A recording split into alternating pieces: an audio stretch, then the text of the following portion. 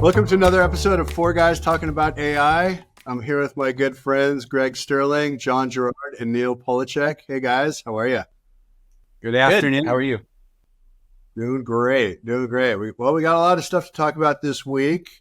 Just to roll through our agenda, there's Google Antitrust, big news in the courts this week. We'll talk a little bit about that. Suno, the music app, the music AI platform, admits to using copyright information to train its AI. So pretty crazy. They say it's fair use. We'll talk about it. I think so, but we'll talk about that. Character.ai founders move to Google. Acquihire, crazy trend that's going on in the market there.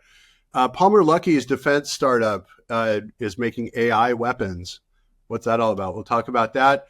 And we'll talk about slop. What is slop with AI creating AI content and the snake eating its tail kind of thing.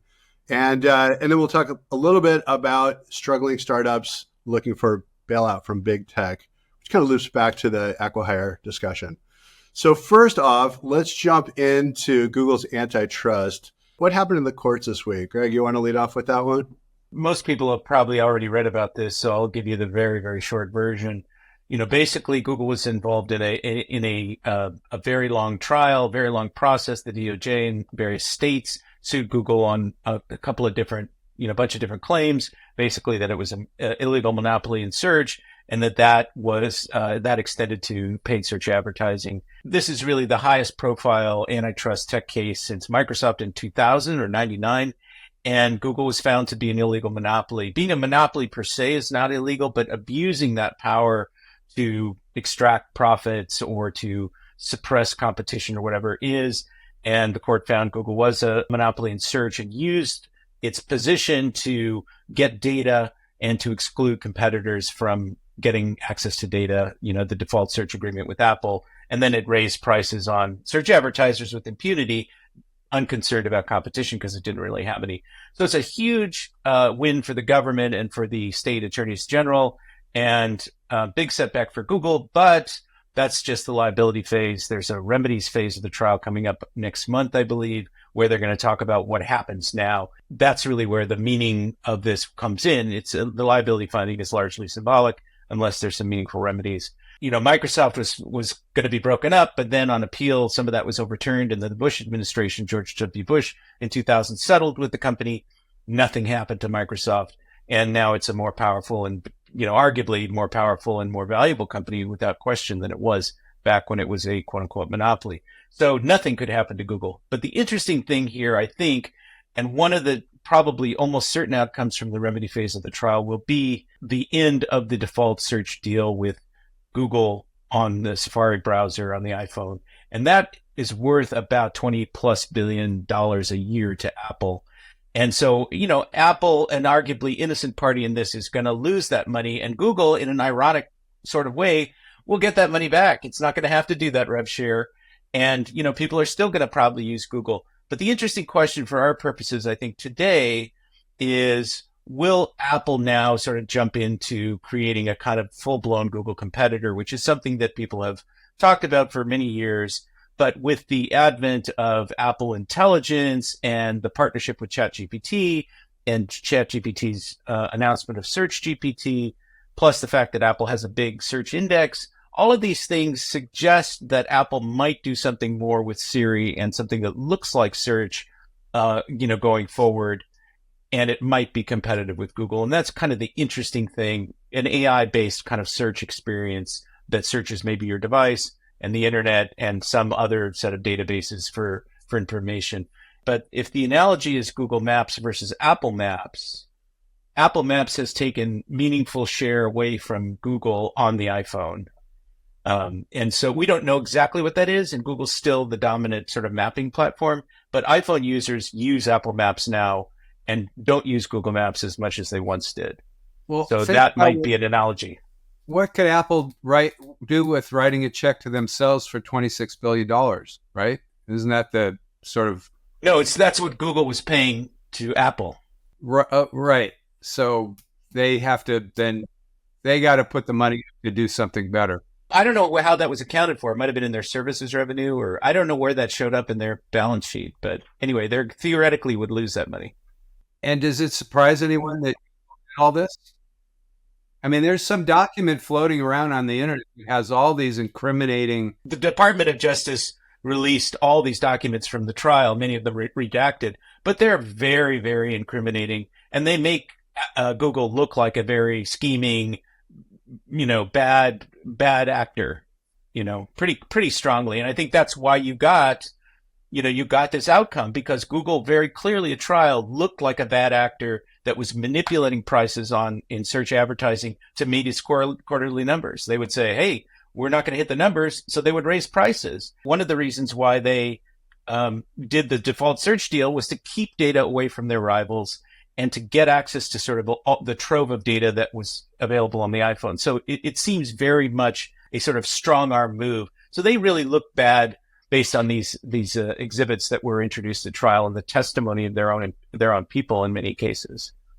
Yeah, there's a pretty amazing write-up, and I think it was by one of the CEOs of one of the big travel companies, Travelocity or something, that basically made the case that Google slowly over the period of about 10 years took over their entire marketing budget. So whereas it was sort of distributed and dispersed for a while, an increasing proportion of that went to Google, and then started to erode into other budgets as it increased prices. And because there was no other place for them to spend their money, they just had to pay the toll. The evidence of monopoly for companies like that was they're even running fairly efficient businesses and having great marketing metrics as compared to their peers, slowly eroding margins and a slow concentration of all ad or marketing dollars going to a single party, that party being Google. It's a hard thing to argue against when that's the dynamic, and you can see it right there in the numbers. So right now, Greg, you were saying before the call here that ChatGPT hasn't really eaten into Google's market share yet. There's a couple of reports that rely on traffic data and search volume data that show that Google's market share in search, its traffic, and its number of queries per user hasn't really changed during the lifespan of ChatGPT. And in fact, searches per user are up. But there are ways in which Google is manipulating that, generating more searches per user by the way that they're structuring the search results and the kinds of modules that they have on the page. But so far, when ChatGPT launched, it's like Google is toast in, 6 months or 2 years. That has definitely not happened. One of these reports basically says that usage for AI sites like ChatGPT and Perplexity and Microsoft Copilot and Claude are all up. The only one they said was down, interestingly, was Gemini, which is Google's property. But those AI sites are all growing in usage. They just haven't eaten into Google's traffic at this point. But I don't think it's going to remain that way. I do think there will be some erosion. It's a question of how much. Don't you think it's a situation where we're starting to search on this platform and still search on this one? We're kind of doing compare and contrast. So you're not shifting it completely. It's additive. It's not substitution effect. That seems to be that's where we are in our life cycle. But if you extrapolate that out, and if history is any kind of indicator of what might happen, is that you end up start using one platform. You don't have enough time to start going back and forth, or really any desire after you start getting the answers that you need right away. You don't really have a desire to start clicking through a bunch of different pages in the Google search result. I may be an outlier, but I can tell you that, I'm on ChatGPT pretty much all day, off and on. My Google usage has dropped significantly, and I use other tools like Perplexity and other things. I'm using Google to go to particular sites or to look for particular documents that I know exist, and I'm using it for local information, and sometimes general stuff. But for the most part, I'm asking general factual questions or informational questions on ChatGPT. My wife, we bought this Chevy Bolt EV, used EV, and it got a nail in the tire, and so I did this query on ChatGPT. Hey, what are the best tires for, this model year Chevy EV? And it gave me a bunch of information. And then I said, asked it some follow-up questions, and I wound up with 2 recommendations and pricing information. Boom. That would have been something I would have done on Google. I mean, there's also the question of how accurate is that information on ChatGPT, but that would have been something I would have done on Google. I didn't use Google at all. Did it point you to a local provider? No, it didn't. And it doesn't have that information right now, really. I mean, you can search the web through Bing and maybe this new, whatever search GPT, although that's not generally That available. last mile is important. They are starting to add citations now, and you can even follow it up with a question, give me 3 places where I can verify that information, and they'll start to do that now. I mean, ChatGPT, OpenAI explicitly said in their blog post where they announced SearchGPT, which they said is a prototype that's going to come into ChatGPT eventually, that they would be working on local information. They said that's coming next. I don't know where they get that, exactly. Yelp, who knows where. But not Google probably. There's a question about whether they'll run out of money, but it's still incredibly early for these companies. I mean, Google, when it hit the scene in like 98 or 99 or whenever it was, it didn't take over immediately. It took a while for Google to build its audience and to then take over. I mean, I think it was like, 3 or 4 years, maybe not that long, before Google was really in the, starting to be the dominant search site. But it had a lot of competition for a while. And so it's possible that we'll see some of that same trajectory from some of these companies. Perplexity, there was an article, I think in Wired, but I could be wrong, about how Perplexity might have been The Verge, how Perplexity is really growing significantly. It's growing its traffic, it's growing its queries. And Perplexity is a pretty solid alternative to Google right now, today. You can do probably about 80%, maybe not in local stuff, but you could probably do about 80, 85, 90% of what you would do on Google general information, and get as good or better a result. I've gotten stuff on Perplexity that I can't find on Google. Like, I need a citation for this. I'm looking for something that stands for this. And I'll look for that on Google and I just get, vendor, lead gen thing, ad. And I can't find it. And I go to Perplexity and I'm able to find a citation that stands for that proposition. That's happened to me more than once. Especially on searches where you have these dominant aggregator players, in the search results that are sort of the incumbents. So if you're looking for home services, you're going to get Thumbtack and all the rest of them. There, you're not going to really find a lot of what you're looking for if you're looking for that needle in the haystack. And that's a great use case for Perplexity and other AI platforms. Really. By the way, I would also just say that this is exactly what you would expect in a market where there are challengers that are starting at zero and experiencing exponential growth, right? The way that dynamic looks is like, oh, wow, there's nothing. Oh my God, they just took over. Like that, it's nothing for a while. And then all of a sudden, and that actually is showing up a little bit in that Perplexity data around 7x growth. Like 7x growth, if they started at $10 in revenue, isn't very much, but you do 7x growth starting with $10 in revenue enough iterations of that, and things actually unfold pretty quickly. So I suspect that we're seeing some version of that, which is, they're just starting at an incredibly low baseline. In the background, I suspect there's this exponential growth, flywheel that's happening where, it's going to look like a nothing burger until all of a sudden it's like, whoa, they just eclipsed Google. Well, there are definitely going to be some massive deals in the space, that happen that I think are going to be surprises. I don't think we're going to see Google eclipsed anytime soon, but I think the bigger concern for Google is that one of these alternatives gets enough of a foothold to draw the disgruntled users over, and that there starts to be some migration of usage. If we see something meaningful start to happen, even a couple of points, 2-3 points, which is a big deal in the search market, that would be a huge deal. The investors will start to get very, very nervous about Google. Right now, they've been calmed down. When ChatGPT showed up, everybody was freaking out, and then Google had to respond very quickly and clumsily, and they did. And now that there's been some traffic data that's come out, investors have calmed down, and Google's had a couple of quarters of good numbers. But if you were to start seeing some movement, like if Perplexity were to start showing up, or ChatGPT were to start showing up in the traffic data and start, the curve start going up, that would make certain investors very uncomfortable and nervous about Google's future. Well, this default agreement with Apple, if that does get broken up because of this antitrust case here, that will be a significant shift right there. Is going to be a big move in terms of traffic for Google. And so that's going to be not so much erosion, but that's going to be a cliff one day, that just happens when it turns off. We're sitting on this call talking about this stuff. If I went to somewhere in Minnesota and asked what Perplexity is, I don't think there are a lot of people in Minnesota know what it is. I mean, I just don't. I don't think a lot of people even know what ChatGPT is. I was in Chicago a couple of weeks ago, and I did see Anthropic ads all over the place. I was really impressed by it, right in the knowledge of it, why they're advertising it, because nobody knows. Were they advertising Claude, or were they advertising Anthropic? They're in Anthropic. It was really interesting.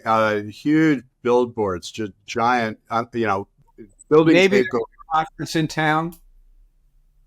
Could be. I don't know. It just seems to me that, are we getting ahead of ourselves thinking that, Google's going to be eclipsed by these other things that.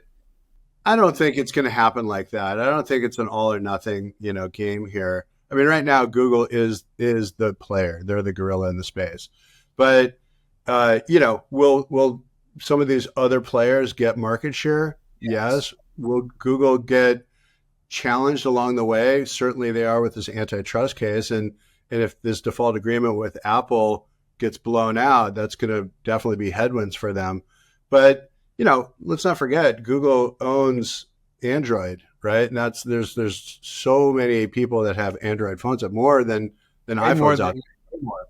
So Android is the number one operating system in the world, more than Windows, Yeah. Yes. Yeah. So, they're not going away, but there will be some challenges definitely to their business model.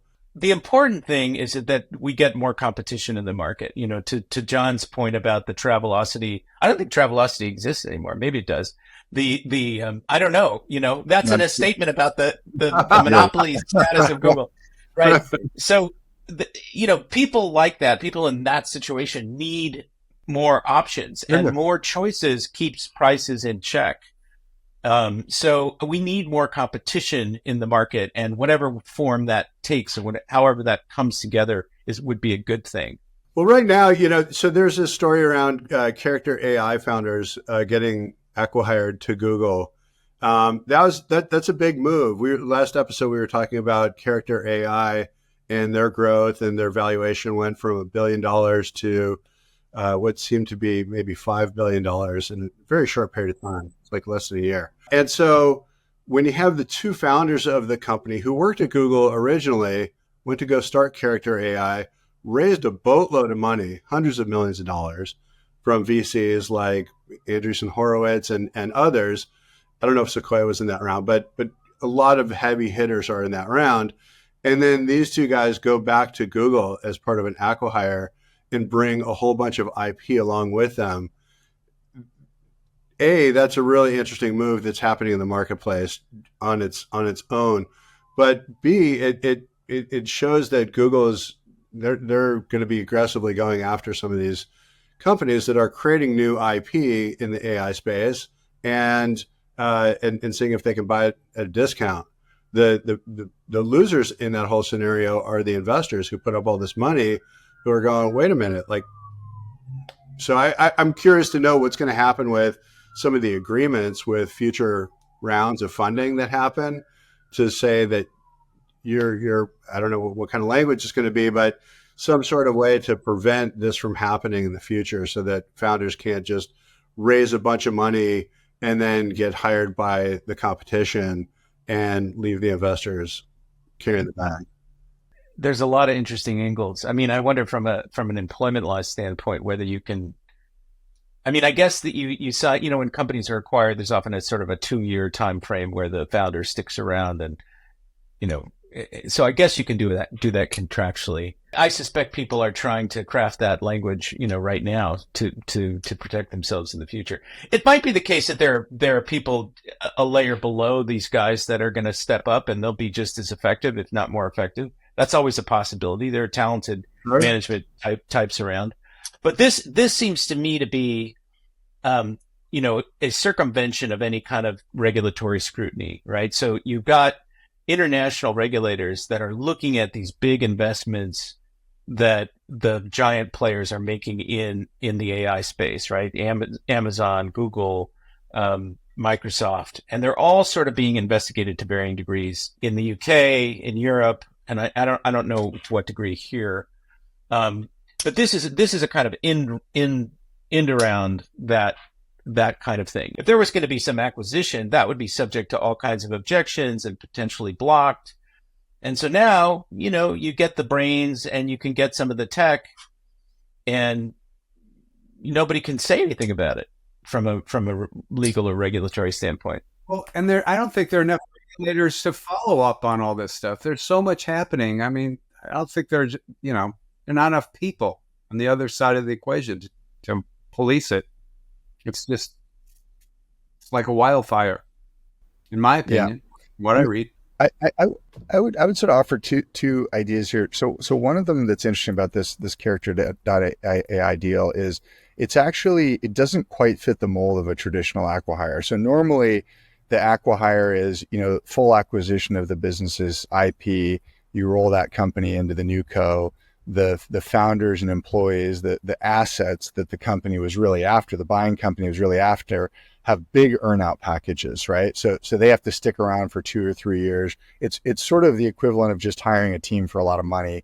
And usually the IP that was purchased there's a sunset kind of an aspect to it. It's not necessarily talked about in the deal, but very rarely do those purchases turn into products that survive more than 3 or 4 years.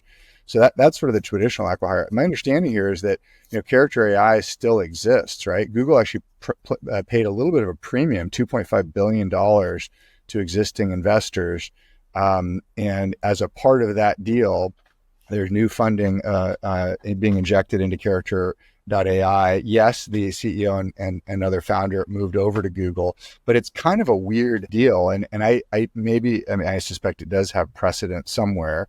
But it's a little unusual in that regard. Aren't they licensing the tech, right? They're They're licensing also doing that. So I think it was a multi-part deal. My understanding is they actually bought out existing investors as a part of it as well. So they're a major, if not the major shareholder in Character.ai, and they structured a licensing deal as well. So they own the company essentially. I think that's fair to say. But it's rather than being rolled up into Alphabet or to Google, it's still an independent entity that will be kind of operating separately, at least again as I understand it. And I guess the other point I would kind of make here, this does bring up something I think we talked about before, which is that really interesting piece by the guy at Sequoia, David Kahn, who basically did this analysis and said, where's all the revenue? Like, so one of the questions here is, why can deals like this be struck? Why can't these businesses like Character.ai stay independent and go public eventually, where arguably you have the best returns for investors? Why did they have to exit at whatever the valuation was, $5 billion, 2.5 coming in from Google versus 10 or 20 or 50 or 100, right? And part of the answer to that, as David Kahn pointed out, is there's not a lot of revenue. Like, if you look at the dollars that have been invested in AI infrastructure and put into this space, and then you look over on the income statements at the top lines, you don't see the revenue that it needs to be showing up in order to justify the spend and the investment that's going on. So the single biggest way that companies like Character.ai, or really any company, drive maximum outcomes is to generate a lot of revenue. Like, if you're not doing that, then you end up in situations where sort of weird, slightly unorthodox deals that maybe aren't maximizing long-term shareholder value have to be done, because there's just not going to be appetite to keep pouring money into it. So that's sort of another factor at play here. My understanding, I was just trying to look it up. My understanding of their business model is that they charge for access to an API, and they also have a consumer subscription. So people are paying a monthly subscription. I think it's like 10 US per month, but I'm not sure what the number is. But we talked in a previous episode about the levels, the time spent and engagement with these tools, with these sort of entertainment AI tools. And it's huge, right? So I think subscription revenue in this particular case is pretty viable.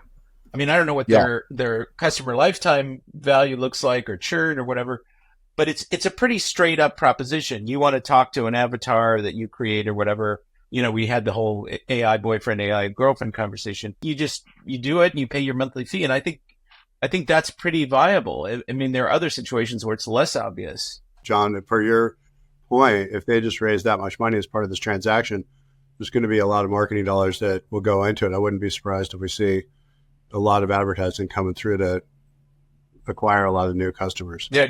In an unhappy marriage, come to Character.ai.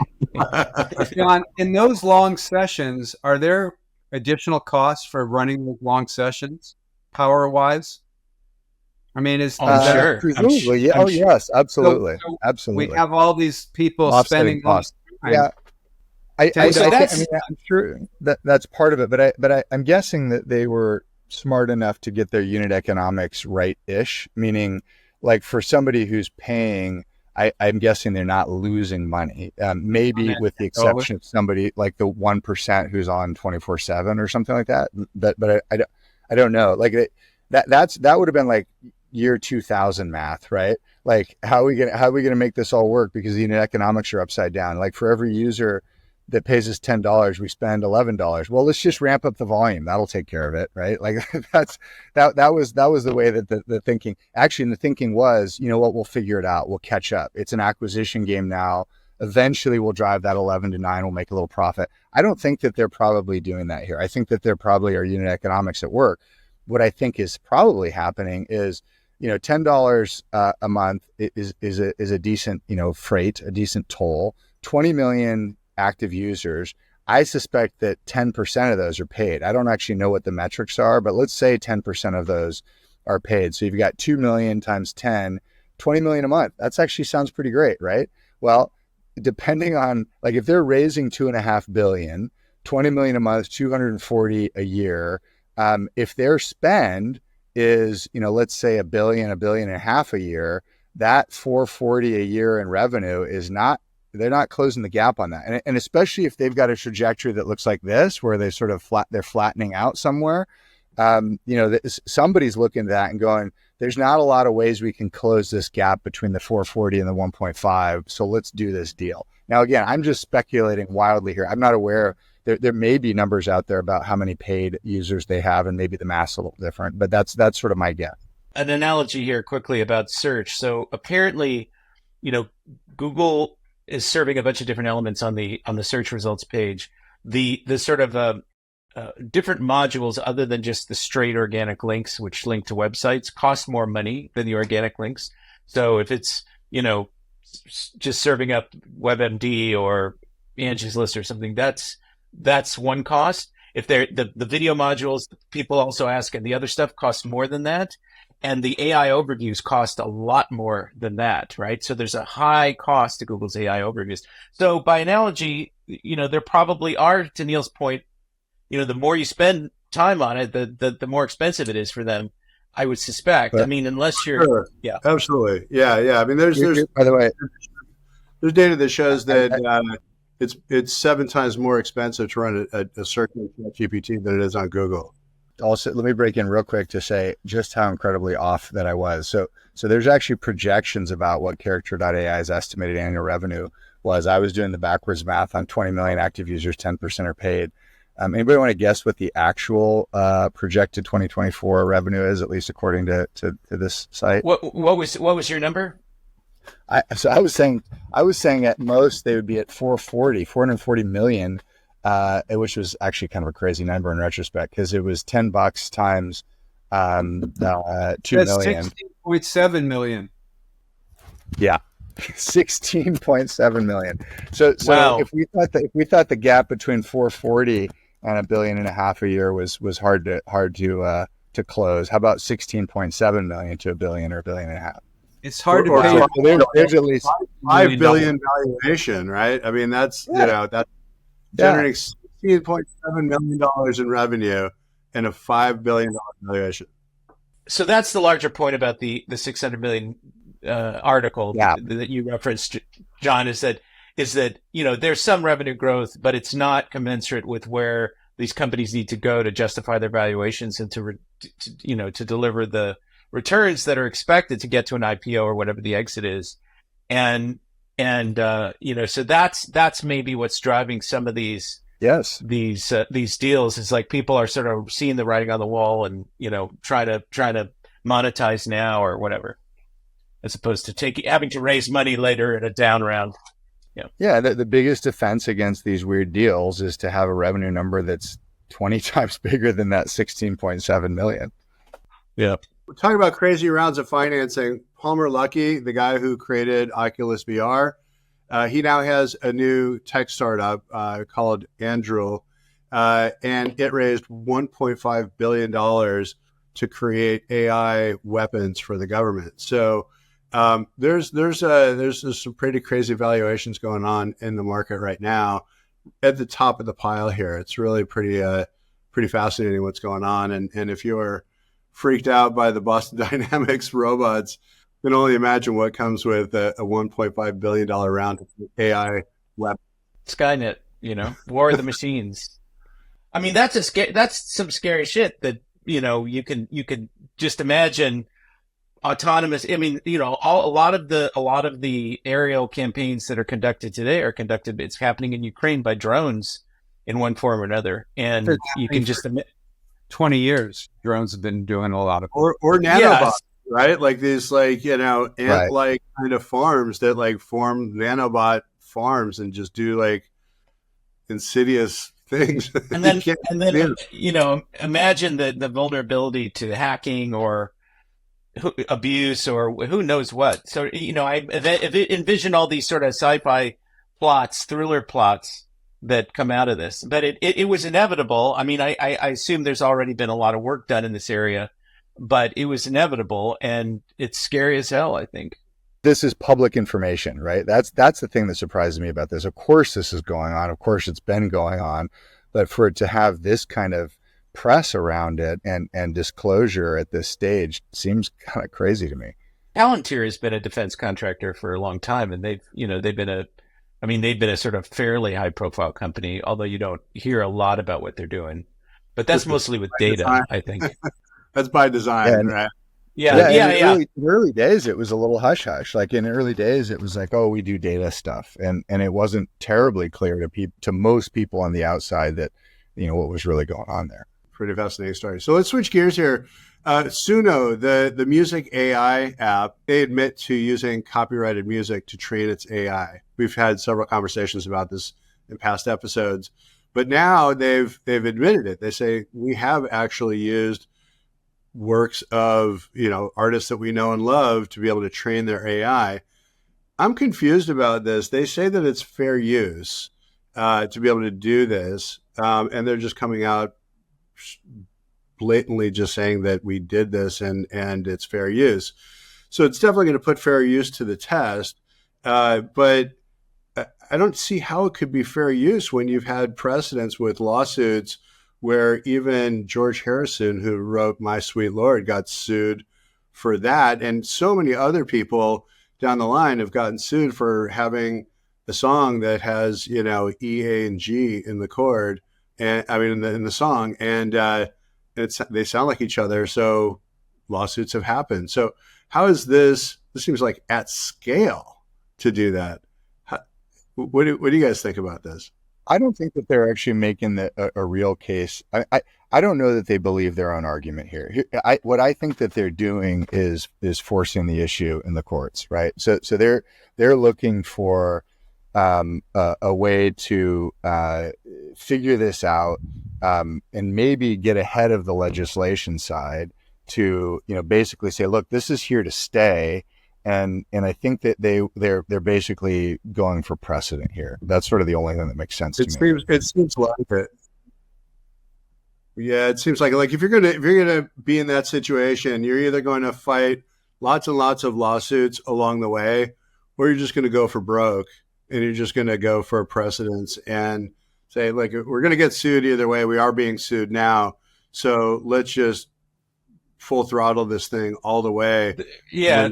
that's totally what they're doing. I'm sure they were outed, or it was only a matter of time before this was going to come out if it hadn't already come out. So they're just deciding, better to acknowledge that and then defend. Just real quickly, the 4 criteria. So fair use is a defense to copyright violation. There is a violation. Fair use is a defense, meaning, yeah, we did that, but we get to do it because of these things. And the 4 sort of criteria, which every case is evaluated on a case-by-case basis, which makes it sort of challenging because every case has to be litigated. So, I mean, unless you establish really clear rules, and these are not clear. Purpose and character of the use, whether it was commercial or nonprofit or educational. This is clearly a for-profit use. The nature of the work. How is it being used? Is it being used creatively, or is it being used in a different context? How much of the work is used? Is a piece of it used? A fragment? 10 seconds? Is the whole thing being used? In this case, the whole thing is being used, I think. And what's the impact on the market for the original work that was being appropriated or used? Does it depress the value of that work? And that's an ambiguous, situation. Potentially, but maybe not. So I think it's unclear whether this would be a fair use case, except that they're doing this clearly for money. They're using the whole work. And there is a reasonable argument that the value of the original work may be impacted. So it's a really, I mean, these tech companies want to twist the meaning of fair use to mean, it's out there publicly, so we're going to be able to access it, right? Anything on the internet, anything that's been put out in the world that can be accessed, through some sort of electronic means, they want to say, we get to access that. That's Mustafa Suleiman's argument, in the Microsoft AI CEO. He's like, hey, this is the social contract of the internet. You put it out there, somebody else gets to use it. But that's not legally true. So we'll see. It'll be a very interesting test case. I mean, so far the authors have lost in their efforts to sue ChatGPT and other. I mean, I think those cases are still working their way through the courts, but they have not had favorable outcomes thus far. And I think it goes to this point that we were talking about a while ago, which is like, when you mash it up with all kinds of other stuff, it's not the single work. You're putting it into the soup, and you can't parse what is what from that soup. I think it becomes harder for the plaintiff in that case, like to point, like in the George Harrison case, Andy, it was You're So Fine and My Sweet Lord. They could play those songs side by side. The jury could hear them and hear the similarity. It's one song and one song, and they could say, okay, this is copyrighted, and you're ripping this off to enough degree that you need to pay some money. And here it's like, this is just one ingredient that goes in, and you've got something else on the that's coming on the output side that's not necessarily identical or recognizably linked to that individual creative work. Yeah, the other part of the argument, the second point that you made in the fair use pillars that create that argument, is they're hanging their hat on. We're using it for education purposes. It was one of the uses. Education, training the AI is the that's education use. That's cute. That's tortured. That's a tortured, what lawyers would call a tortured argument.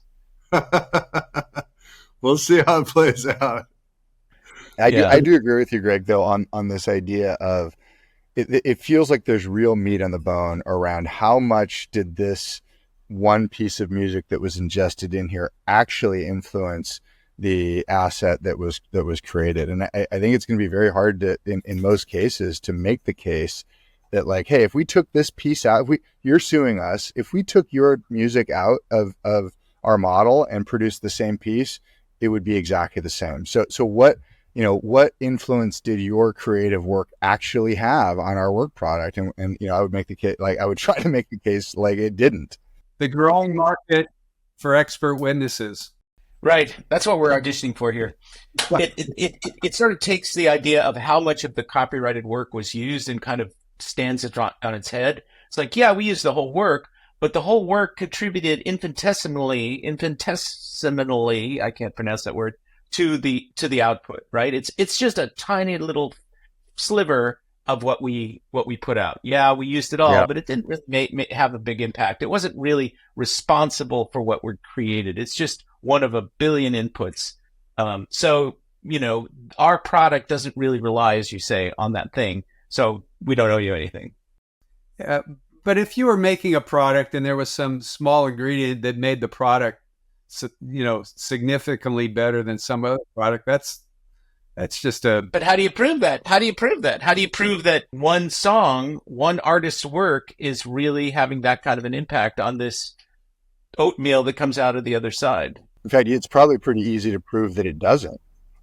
Yeah. Well, this is a good lead into the conversation about AI creating content that is recursively trained on generated data, right? So synthetic data, creating more synthetic data to train itself, and you've got the snake eating its tail kind of concept. John, you want to talk a little bit about that? There's this article in Nature magazine that we were talking about before the call. Yeah, I mean, so the gist is, not surprisingly, some people a lot smarter than we are have actually done some real and original research on the snake eating its tail problem with AI content. And just as a refresher, what that means is as more and more AI generated content proliferates, and then that content sort of gets sucked up as grist into the mill for creating the next generation of LLMs, of these machines that generate more content, what happens? And the easiest analogy in my mind is this idea of, in the analog world, when you created a copy of a copy of a copy of a copy of a copy, things tend to degrade over time, right? There's Lossiness. Essentially. Yeah, there's lossiness. And so, there was this article in Nature magazine, we'll link to it in the show notes, that indicated that's exactly the case. And in fact, the headline is quite direct for this article. It says AI models collapse when trained on recursively generated data. So it's not just sort of like that there's this little bit of a quality issue that tends to sort of creep in. The argument that they're sort of putting forward here is that there's a full-on collapse. What this suggests is that there's going to need to be a lot of work in figuring this out. I mean, we've talked about this before too, but when content is easy to create at very, very low cost or near zero, it proliferates like a weed. And so at some point, not too far down the road, the amount of AI generated content will probably outweigh human generated content by 100, 1,000 or more to 1.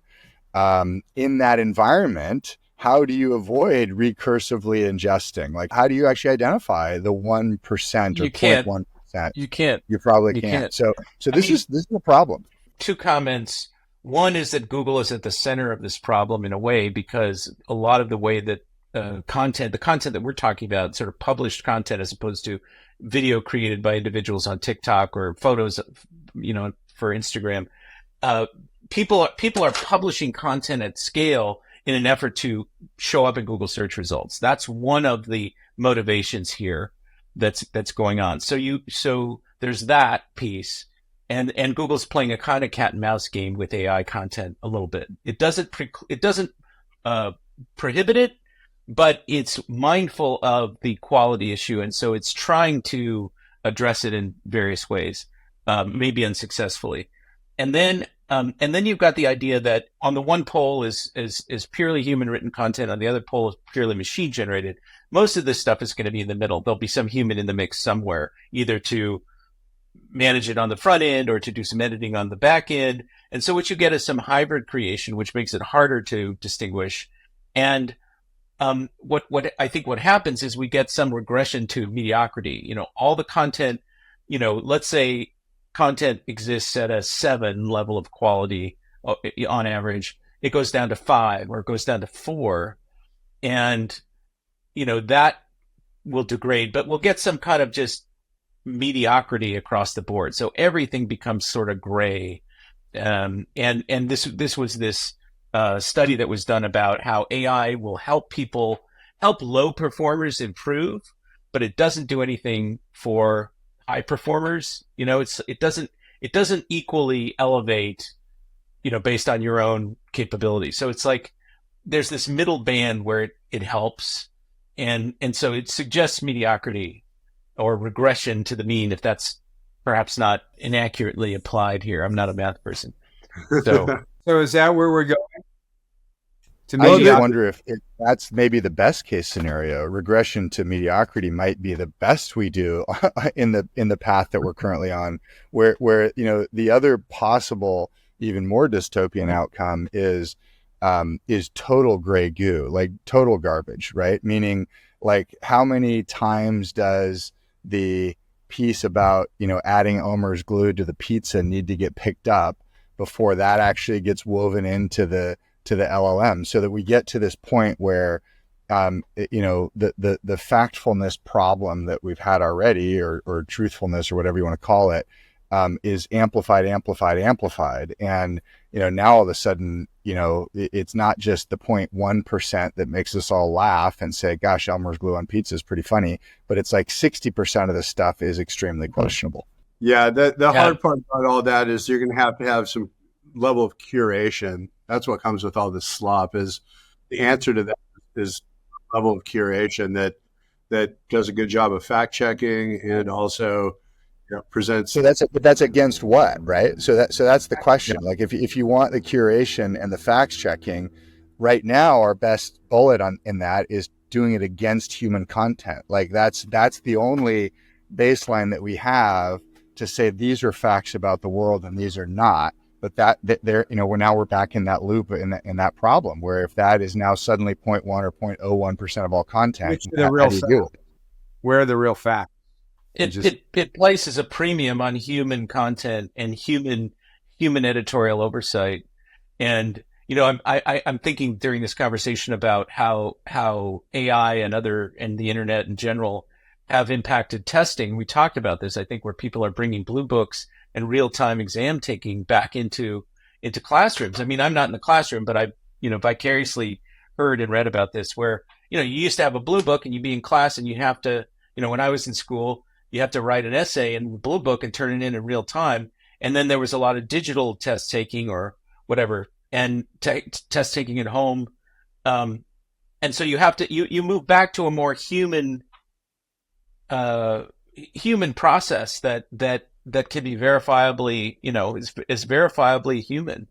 That's actually what's happening in universities right now. I've been talking with a good buddy of mine about this, who's a professor who is now they've completely moved away from computerized anything, and it's all blue book in class, and you got your pen and your brain and your blue book, and there's no chat GPT involved, no phones. So you either know the information and you did the work to be able to write it and say that you are familiar with the information, or you just you fail in the class.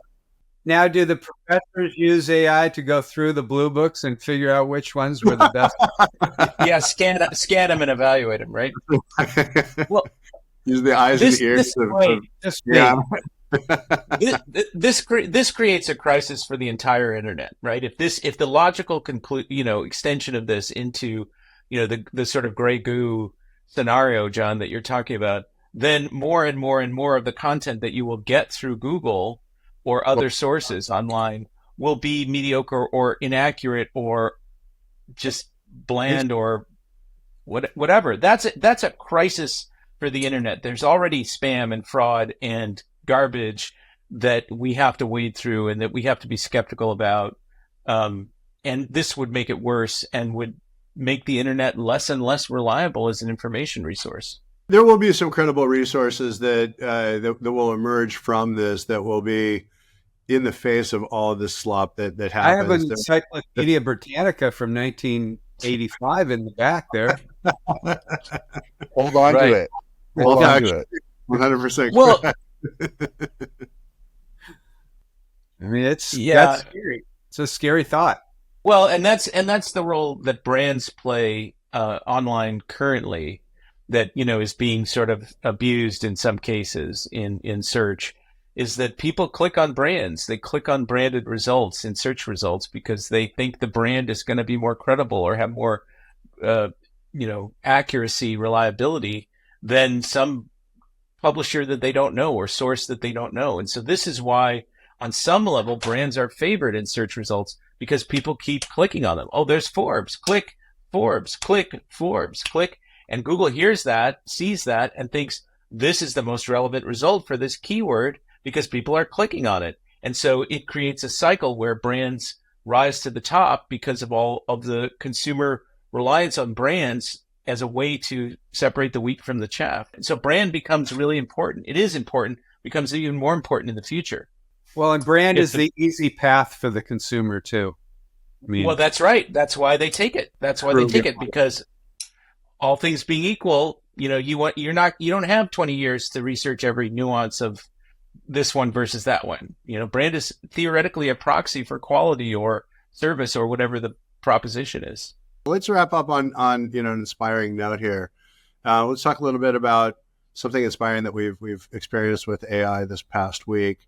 I'll kick off. I've been fascinated by the automations that you can create with Zapier or Make.com or some of these tools, where you're easily able to connect one API to the next and create these new automations, which is fascinating to me because when I've been doing this a lot over the past few weeks and really digging into the space.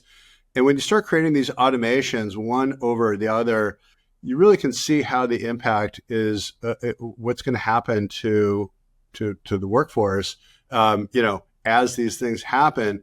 Don't really know how that's going to play out. But for right now, these automations and digging into this is a peek into agentic AI and where a lot of this stuff is going to go. There's been a lot written lately about agentic AI, and perhaps that's this new strawberry project that OpenAI is working on. Nobody knows, but people have a hunch that might be something in that direction.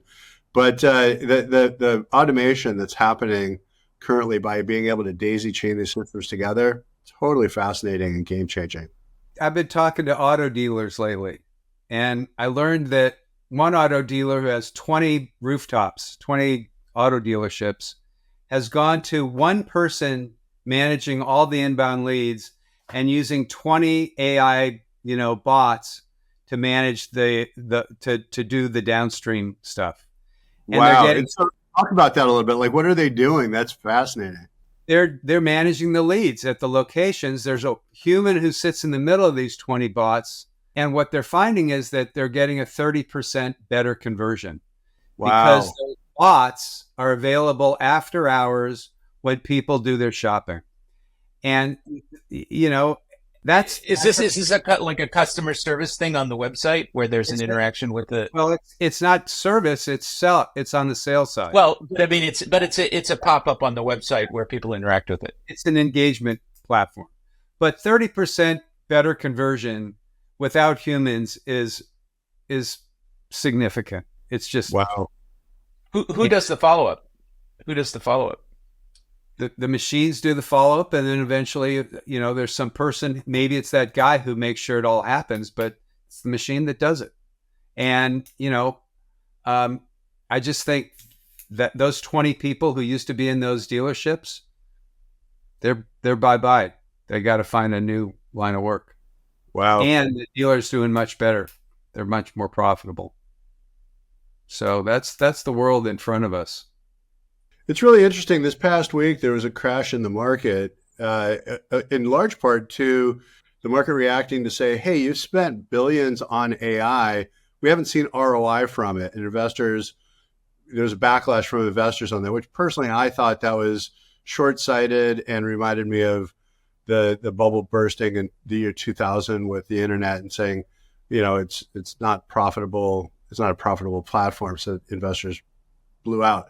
But that was a massive shift that happened in the market this week, and it's fascinating to hear a story like that can be a foreshadowing with other businesses. We've talked about Accenture and other large agencies raking in billions of dollars, $2.5 billion in consulting. Yeah, consulting for some of these enterprises. We're so early to say, well, there's no money there yet. It's overhyped. But it is relevant in the sense that investors are the ones with the money, and startups that need investor money there's a certain, there is a reality there. If the expectations are, you're going to get to not profitability, but you're going to get to certain kinds of growth curves in a certain time frame, and they don't see that happening, they may pull back, which could be, I mean, AI is here to stay, et cetera, but who gets money, how big that ecosystem is, it could be affected by expectations, I think, which may be unrealistic. I mean, investors traditionally have very unrealistic expectations. Short-term minded, kind of thinking, definitely.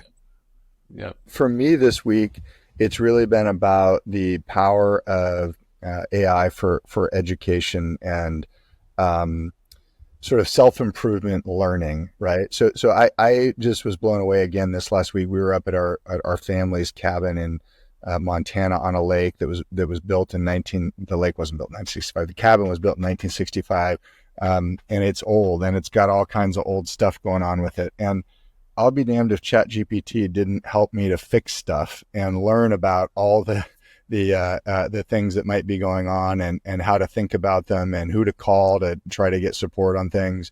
And that extended to everything from the electrical and the plumbing and some questions about the way the foundation was set up.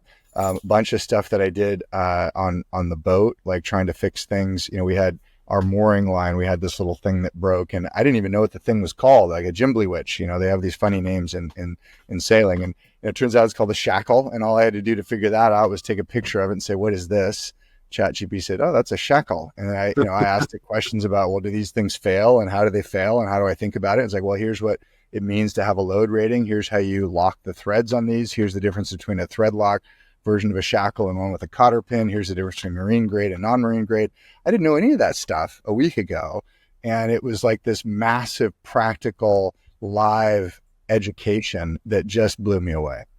So cool. Yeah, it can really accelerate your learning. And, a few years ago, you would have done that on Google with Google Lens or some, and it would have taken in the hardware store.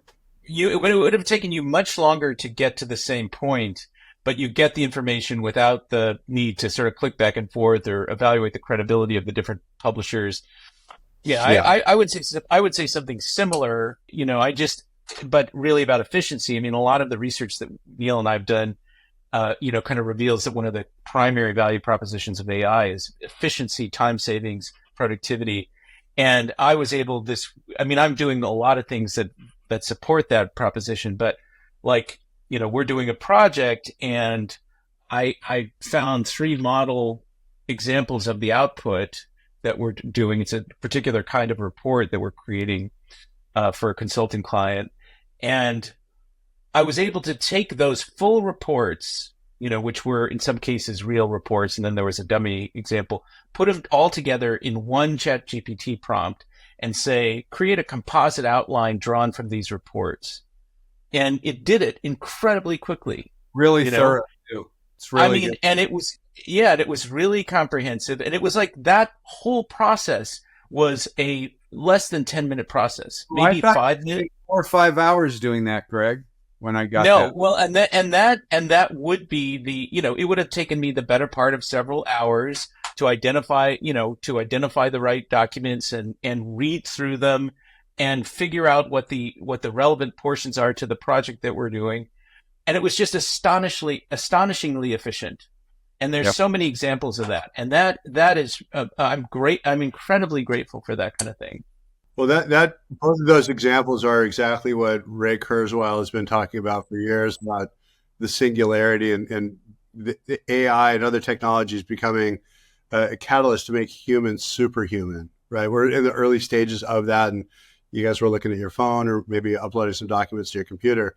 But when you extrapolate that out, and he's saying that this is 2040-ish timeframe, that humans and machines will merge, which is this completely mind-blowing kind of concept down the line. Who knows? But, hey, that's not too far away. We'll see what happens between now and then. But here we go. We're starting to see the benefits of it now. Let's leave it at that rather than penetrate those claims. So, all right, guys. Well, great discussion. Thank you so much. Thanks everybody for listening. All right, everybody. All right. Really Okay, bye-bye.